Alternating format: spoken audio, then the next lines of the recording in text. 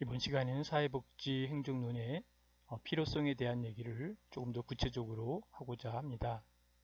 사회복지 행정의 개념과 특성 중에 왜 사회복지 행정이 필요한지 그 필요성에 대한 부분들을 조금 더 구체적으로 논의하도록 하겠습니다.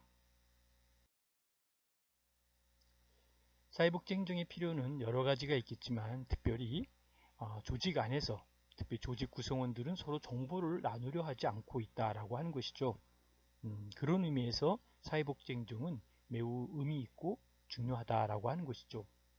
그래서 조직 구성원들이 서로 정보를 나누고 서로 공유하고 그 정보를 통해서 보다 나은 서비스를 줄 수 있는 그런 시스템을 구축하는 부분이 매우 필요한 상황이다라는 것을 꼭 기억하셔야 할 것입니다.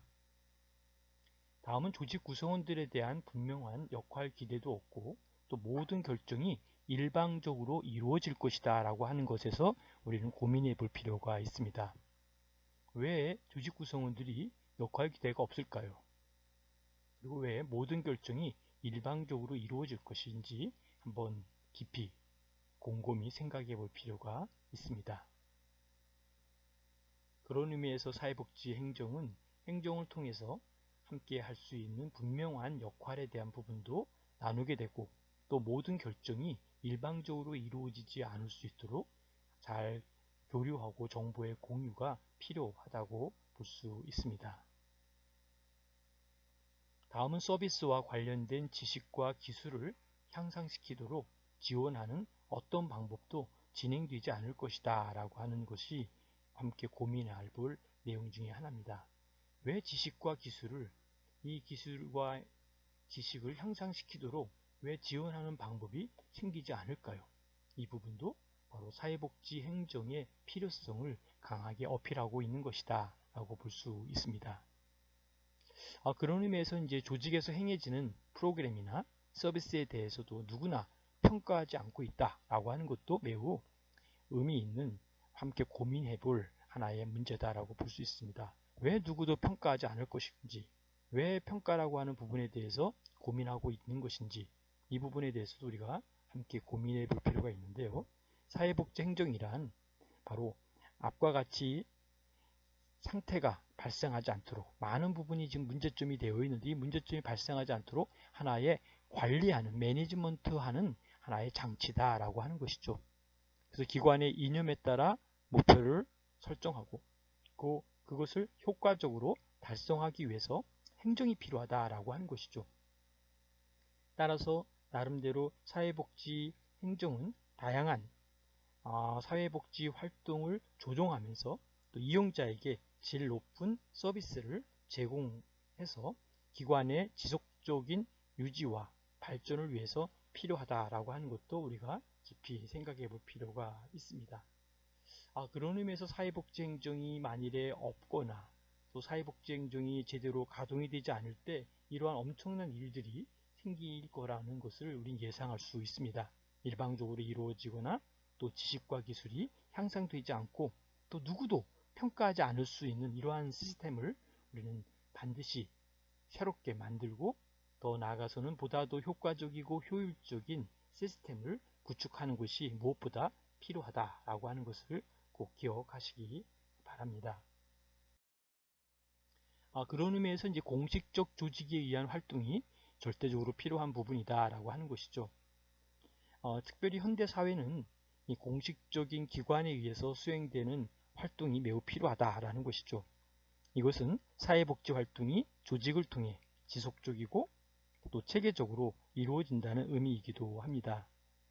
따라서 사회복지사를 비롯한 전문가 집단이 수행하는 다양한 실천 활동을 볼 때에 이 실천 활동은 조직을 통해서 이루어지게 된다라고 하는 것도 우리가 함께 고민해 볼 필요가 있습니다. 그런 의미에서 사회복지 조직은 일반 조직과 마찬가지로 공동의 활동 목적과 내용 등을 가지고 전문가들이 모여서 상호 관계를 통해서 운영되는 구성체로 사회복지사들이 나름대로 전문인이다. 전문인과 동시에 바로 조직인으로서의 역량을 발휘해야 하는 것을 바로 의미하고 있다라고 하는 것이죠. 그런 의미에서 사회복지사 대부분이 사회복지기관이나 또 시설에서 조직 하나의 오가나이징 속에서의 멤버로서 조직인으로서 일하고 있는 현실에서 기관이 어떤 기능을 수행하는지에 대해 이해하는 것은 아주 중요하다라고 볼 수 있습니다. 그런 의미에서 이제 기관 차원에서 내리는 결정과 그 결과는 바로 사회복지사와 클라이언트에게 많은 영향을 미치게 된다라고 하는 것이죠.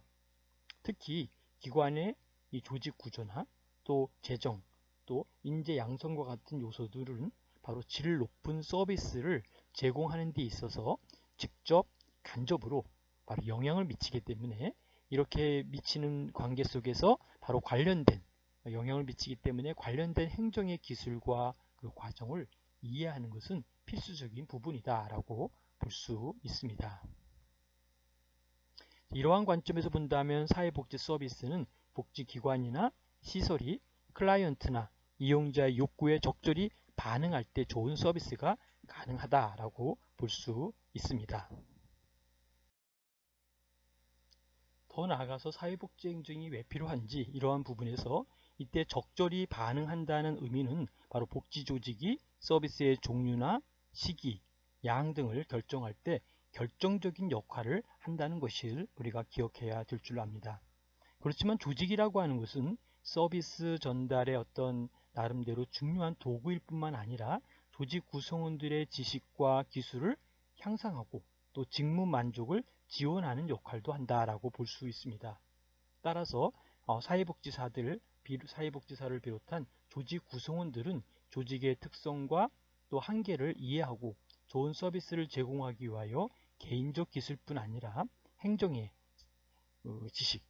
지식에 정통해야 한다라고 하는 것도 우리가 꼭 기억해야 될 줄 압니다.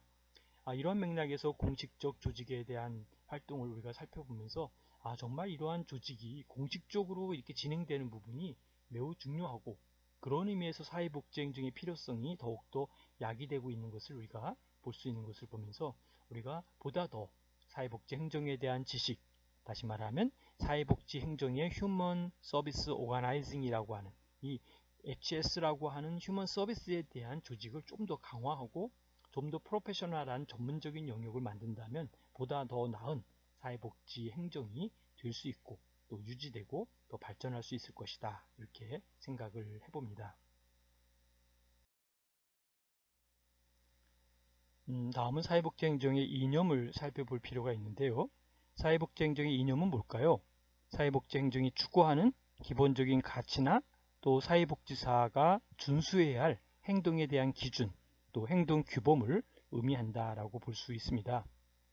이념이라고 하는 것은 사회복지 정책을 서비스로 전환하는 행정 과정의 기준이 되기 때문에 실천의 방향성을 제시해 주기도 합니다.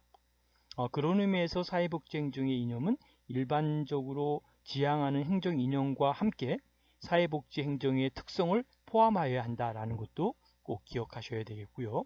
그런 의미에서 일반적으로 행정의 보편적 의미는 합법성과 효율성, 효과성, 형평성, 민주성 등을 둘 수 있다라고 하는 것이죠. 그리고 사회복지 행정은 복지 철학과 윤리를 바탕으로 이러한 행정 이념을 공유하고 있다라고 할 수 있고 이 외에도 기본적으로 인간 가치의 존중과 접근성 등을 포함할 수 있다라고 볼 수 있는 것이죠. 그럼 합법성이란 뭘까요? 합법성이란 행정작용이 법에 근거하여 이루어지는 것을 의미하고 있다는 것이죠. 물론 사회복지 행정은 전문화된 조직 활동이기 때문에 사회복지사의 재량권이 더 중요하지만 합법성은 바로 이러한 사회복지에 대한 특별히 사회복지와 더 나아가서는 사회규범에 대한 부분들을 관점을 가지고 보는 건데요. 사회복지 관련 법들의 의도 또 내지 취지를 적극적으로 실현하는 것이기 때문에 합법성은 중요한 의미를 가지게 된다라고 이해하시면 되겠습니다. 특별히 이 행정에서의 합법성은 행정의 예측성과 또 안정성을 도모하는 결과를 초래하기 때문에 국민의 권리를 보장하는 데 도움이 된다라고 볼 수 있습니다. 하지만 지나친 합법성의 강조는 사회복지 행정의 나름대로의 형식화를 초래하기 때문에 복지 서비스의 사각지대를 낳을 수도 있다라는 것도 기억하시기 바랍니다.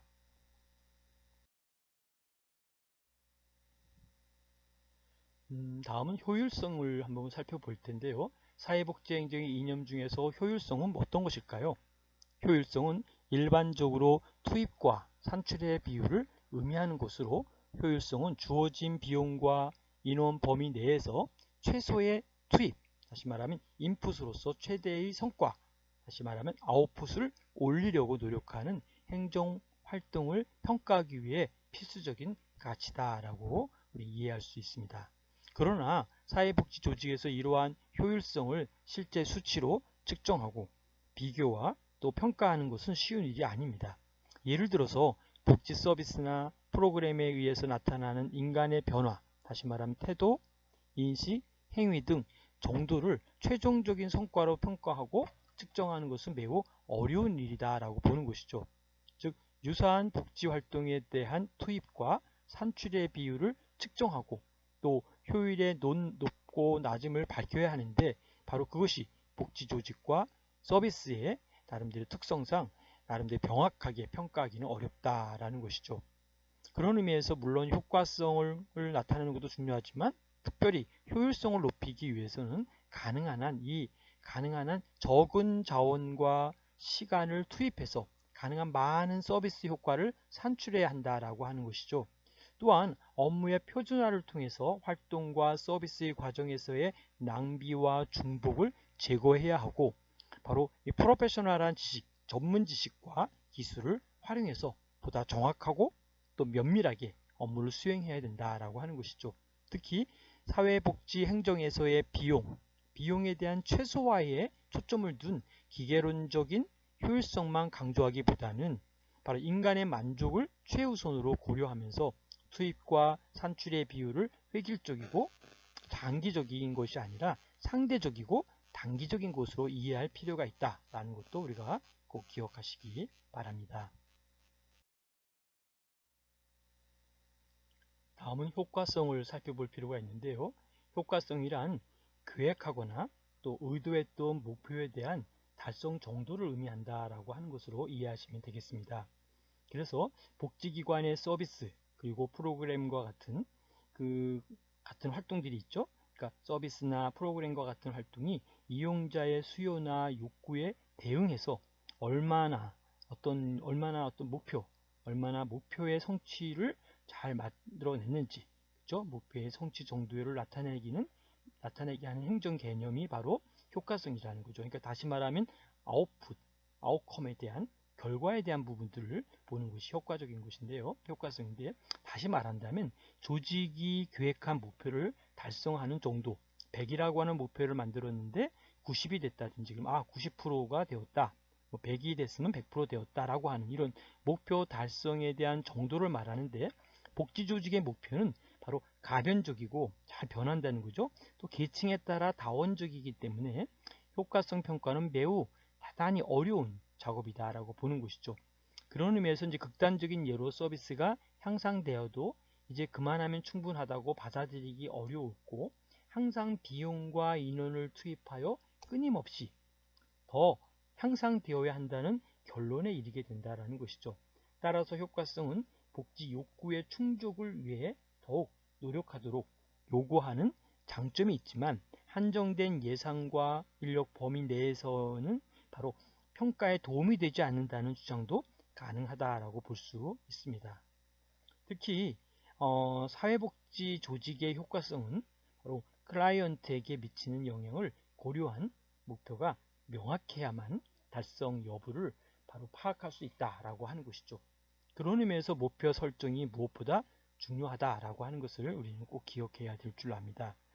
효과성과 효율성, 이 두 가지의 관계는 사실 뗄래야 뗄 수 없는 아주 긴밀한 관계라고 볼 수 있는 것이죠. 그런 의미에서 우리가 효과성도 중요하고 효율성도 중요하고, 물론 그 전에 배웠던 우리 합법성도 매우 중요합니다. 합법적이지 않은 효율과 효과는 있을 수 없고 더 이를 그르치게 만들 수밖에 없다는 것이죠. 그러니까 우리가 합법성도 중요하고 효율성도 중요하고, 그리고 지금 보고 있는 효과성도 중요하다라고 하는 것을 꼭 기억하시면서 어떻게 함께 윈윈할 수 있는지 함께 고민하는 것도 매우 중요한 포인트가 된다라고 볼 수 있습니다. 다음은 이제 민주성에 대해서 함께 볼 필요가 있는데요. 민주성 하면 어떤 것일까요? 민주성은 사회복지행정의 민주성이란 클라이언트 입장에서 그들의 뜻에 따라 서비스를 전달함을 의미하고 있다라고 하는 것이죠. 그래서 민주성의 개념은 바로 절차적인 민주성과 실질적인 민주성으로 나누어 볼 수 있다라는 것이죠. 그런데 그렇게 할 때에 클라이언트의 권익을 보호하기 위한 절차적 내용뿐만 아니라 참여와 정보 공개를 공평하고 또 민주적인 처우와 같은 실질적 내용이 포함되어야 된다라고 하는 것이죠. 그런 맥락에서 사회복지 서비스에서 개인의 인권 존중과 또 민주적 절차에 의한 서비스 전달은 클라이언트의 자립과 참여를 촉구하는 복지의 기본 가치에 따라 그 어떤 분야보다도 강조되어야 한다라고 하는 것이죠. 특히 다양한 욕구를 가진 바로 사람들의 삶을 보호하고 변화시키는 그런 서비스 전달과 관리를 주된 임무로 하는 사회복지 조직에서의 민주성의 이념은 바로 서비스 질과 내용 그리고 절차에 따라서 우리가 매우 중요한 바로 하나의 큰 영향을 미치는 가장 기본 이념이다라고 볼 수 있습니다. 자, 그런 면에서 우리가 가장 중요하게 생각한 부분들이 뭐 다 중요하지만 지금 보았던 이러한 민주성에 대한 부분도 매우 중요한 하나의 포인트가 될 수 있다라고 하는 것이죠. 항상 누구의 입장에 있을까요? 민주성이란 소셜 워커의 입장이 아니라 클라이언트 입장에서 봐야 된다라고 하는 것 꼭 기억해야 되겠고요. 그런 맥락에서 서비스는 바로 인권에 대한 존중, 또 민주적인 절차, 이러한 맥락과 과정 속에서 서비스의 전달은 바로 클라이언트의 자립과 참여를 추구하는 복지의 기본 가치에 따라 그 어떤 분야보다도 강조되어야 하고 특히 다양한 욕구를 가진 사람들의 삶을 보호하고 더 나아가서는 변화시키는 서비스 전달과 관리를 주된 임무로 하는 바로 사회복지 조직에 대한 부분이 중요하다라고 볼 수 있습니다. 그런 맥락에서 민주성의 이념은 바로 서비스의 질과 내용 그리고 절차라고 하는 것 또한 매우 중요한 부분이기 때문에 민주성을 통한 바로 이념을 보다 확고하게 사회복지 행정의 이념에서 만드는 것도 중요한 역할이다 라는 것을 꼭 기억하시면 좋겠습니다. 다음은 형평성에 대한 이야기를 좀 할 필요가 있는데요. 사회복지 행정의 이념 중에서 형평성은 뭘까라고 하는 것이죠. 형평성이라고 하는 것은 이제 동일한 서비스의 욕구를 가지고 있어요. A와 B 다 동일한 욕구를 가지고 있는데 이 동일한 서비스를 가지고 있는 클라이언트는 동일한 혜택을 받아야 한다는 개념으로 형평성에 대한 개념을 우리 이해할 수가 있습니다. 다시 말하면 동일한 능력을 가진 클라이언트의 경우 공평하게 대우하는 것을 의미한다라는 것인데요. 또한 동등하지 않은 사람은 동등하지 않게 대우하는 것이다. 이것이 이러한 개념은 바로 사회적 불평등의 나름대로의 시정을 위해서 공공 서비스의 혜택과 기회가 사회적 취약계층에 더 많이 돌아가도록 해야 한다는 사회적 형평과 더 나아가서는 소셜 저스티스, 사회 정의를 실현할 수 있는 그 정의 실현에 대한 것을 강조하고 더 나아가서 관점의 가치 규범이 필요하다라고 볼 수 있습니다. 이러한 형평성은 나름대로 자원이나 지위에 있어서 공평한 배분과 관련된 개념으로 이해할 수 있고 사회적 약자를 보호하는 것을 중요한 초점으로 삼고 있다라고 볼 수 있습니다. 자, 그렇다면 형평성에 대한 부분도 이제 우리가 충분히 이해하지만 핵심적인 부분은 뭘까요? 바로 서비스 욕구를 가진 클라이언트의 동일한 혜택을 받아야 된다. 이러한 부분이 동일한 능력을 가진 클라이언트의 경우 공평하게 대우를 하는 것이 중요하다라고 하는 것도 꼭 기억하시면 좋겠습니다.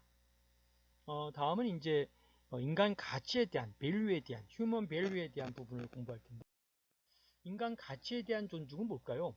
인간 가치의 존중은 사회복지 행정의 가장 기본적인 가장 중요한 가치가 바로 인간 가치의 존중이다 라고 하는 것이죠. 그래서 기본적인 가치로서 인간 개인이 고유한 가치의 존중을 가지고 있어야 된다 라고 하는 것도 기억하셔야 될 겁니다. 대한민국 국민이면 누구나 인간적 가치, 인간이라고 하는 인간적 가치를 존중받고 인간다운 생활을 위해서 최저 생활을 보장받고 나아가서는 행복을 추구하는 존재임을 명문화시키고 있다라고 하는 것이죠. 휴먼 밸류에 대한 부분들의 존중을 우리가 얼마만큼 하고 있는지, 우리와 함께 살아가는 사람들과 얼마만큼 교감을 하고 있는지, 그 함께 살아가는 사람들에게 얼마만큼 우리가 그들에게 정말 합법적인 의미 속에서의 나름대로의 그 서비스와 또 대하는 부분들을 우리가 얼마만큼 존중하고 있는지, 이런 부분들이 매우 중요한 포인트가 될 수 있다라고 하는 것이죠. 인간 가치의 존중을 통해서 보다 나은, 정말 인간 가치의 존중은 이것이구나, 이것이 가장 기본적인 가치로서의 인간 개인의 고유한 가치의 존중이다 라고 하는 것을 꼭 기억하시면 좋겠습니다. 다음은 이제 접근성에 대한 얘기를 해볼 필요가 있는데요. 접근성 하면 뭘까요? 또는 접근성이라고도 하고, 또 한 가지는 편의성. 그렇죠? 접근하기도 편하고 편의성도 얘기를 할 수 있는데요.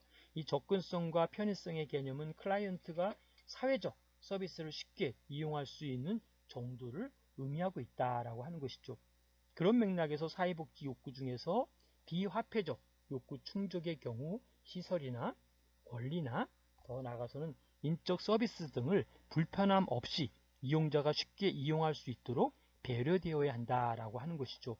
그런 의미에서 이제 클라이언트가 욕구 충족을 위해 시설 서비스를 이용하고자 하더라도 그 설비가 이용자에게 물리적으로 떨어져 있거나, 또는 그 시설이 이용하기 불편하거나, 또는 지나치게 나름대로 관료적이어서 심리적 거리감을 느끼는 경우에는 바로 이용자의 접근성이나 편의성을 떨어뜨릴 수밖에 없다라고 하는 것이 바로 이 접근성의 또 하나의 고민이기도 하다는 것이죠. 자, 그런 맥락으로 봐서 우리가 한번 정리한다면 접근성도 중요하고, 또 인간 가치에 대한 존중도 매우 중요하고, 형평성, 그리고 민주성, 그 다음에 효과성, 효율성, 이렇게 볼 텐데요. 이 효율성과 효과성은 사실 함께 따라다니는 거죠. 그래서 사회복지행정의 이념이 너무 중요하기 때문에 우리가 다시 한번 중요한 부분을 한번 짚고 넘어갈 필요가 있는데요. 첫 번째 사회복지행정 이념은 합법성이다 라고 했습니다. 합법성이라고 하는 것은 행정작용이 법에서 근거하기 있기 때문에 근거하여 이루어지는 것을 의미한다는 것이 합법성의 첫 번째의 작업이고 중요 포인트다라고 볼 수 있는 것이죠. 다음은 효율성과 효과성인데요. 효율성과 효과성을 우리가 가끔 혼돈하는 경우들이 많이 있죠. 효과성, 효율성인데, 효율성이라고 하는 것은 일반적으로 투입과 산출의 비율을 의미하고 있는 것이 이제 효율적인 부분을 이야기하는 것이죠.